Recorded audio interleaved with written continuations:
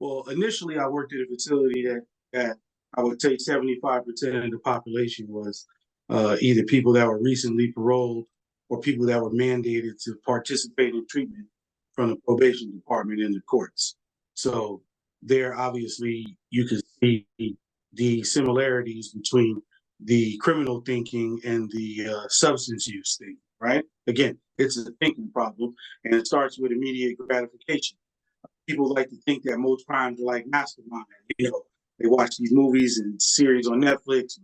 Things are elaborate, but studies show that most crimes are committed within 5 minutes of thinking about it. So, Wow. and most crimes are done over impulse, right? Especially those that involve violence. Usually, it's impulse. It's not something that's planned. And it's the same thing with substance use and behavior. They get a thought in their head and urge to use, and not long before they're involved in the mechanics of acquisition of their substances, right? So, right then and there, you see this kind of instant gratification. Now, what's the genesis of all this? Well, again, it's usually a mix of genetics and environment. For myself, I'm not predisposed to using narcotics.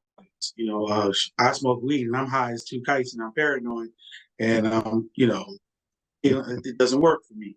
I took some pain medication one time when I got my wisdom teeth pulled, and I had out of body experience that wasn't pleasant, so it wasn't for me. But alcohol, Right. on the other hand, I really liked that. I thought I could fight better. I thought I could talk to the girls better. I could drive better. So that was something I was more predisposed to. But fortunately for me, I developed an ulcer at a young age that prevented me from, drinking on a regular basis. Again, something genetic, something biological, or even biochemical, right? But Right. you also have to have the environmental exposure. I was telling your people yesterday, obviously, there's not a lot of female alcoholics in Saudi Arabia. They don't have access to alcohol. Right. So you don't have female alcoholics. So you got to have both. You got to have Right. like a kind of a predisposition towards it, and you have to have the environment. And criminality it relies heavily on the environment. I think I could take most people that live in Calabasas or the nicer areas of Georgia and put them in Jonesboro or put them in Southside Jamaica, Queens, and voila, they'll have more criminal tendencies. So, Gotcha. but again, a lot of it has to do with trauma, our experiences, unresolved emotional issues, and sometimes just again brain abnormalities. There are this mix. These things mirror each other. Most substance users have some background in criminality, even if they don't like to admit it. The shit they drive while they're high, they're breaking the law right there. They buy dope, that's breaking the law. They go to the most dangerous neighborhoods in the world to cop. Out here we got a place called the Tenderloin, and you'd be surprised how many of my high-end clients, acquiring their fentanyl and their opiates in the Tenderloin. What is the Tenderloin? The Tenderloin would be the equivalent to like 42nd Street back in the 80s. Okay. It'd be like the Deuce back in the 80s. Yeah, it's somewhere where it's a lot of narcotics are being sold openly on the street. A lot of narcotics are being used on the street, and this cuts across all demographics, right? And that's the thing about substance use, and it's the same thing about criminality. It's just right. For example, my higher end clients, they get higher end treatment. They end up in my facility that has a pool and a tennis court and a private chef, and rooms with Netflix and Amazon. And clients that are at the lower end of the socioeconomic scale, they're on Medi-Cal, end up in facilities where the heat and the air conditioning doesn't work. So, Gotcha. It comes down to demographics. It's the same thing with criminality, right? You know this. Right, no doubt. Let me ask you, when you worked at another facility, you said there was 75% of the people had been incarcerated prior to them coming there. Did you find that because of your previous time that you had spent incarcerated, that you were able to interact or deal with some of the clients better, or did they look at you a certain way? Were they able to respect you differently?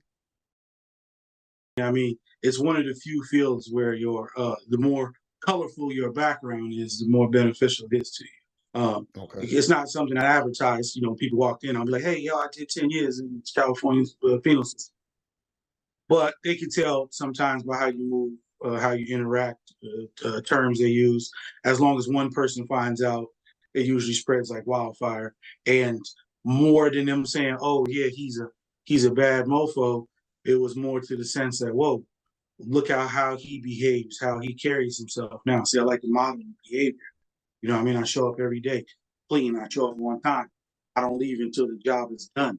I interact with people with empathy, but I also show appropriate boundaries. So it was more about modeling the behavior where they saw me as a former convict, now as the program manager, right? Gotcha. As somebody that was able to help other people. So that was the cachet in it, not that, oh, he got street cred. See, the counselor was always like, oh, how come when you walk in the room, they take their hats off, they sit up, and so forth? They would think, I was like, they don't think I'm going to kick their ass. That's not what's going to happen here. What happens is that I model the behavior and I show respect for myself and others. And then therefore, they have respect for me when I enter the room or when I speak, because they know I'm speaking with one. It's only, convicts, like I said, addicts, convicts can be like children. They see right through you. They know when the emperor doesn't have no clothes. So, I know the curriculum. When I come and I do a group, I'm well versed in the curriculum. I'm prepared.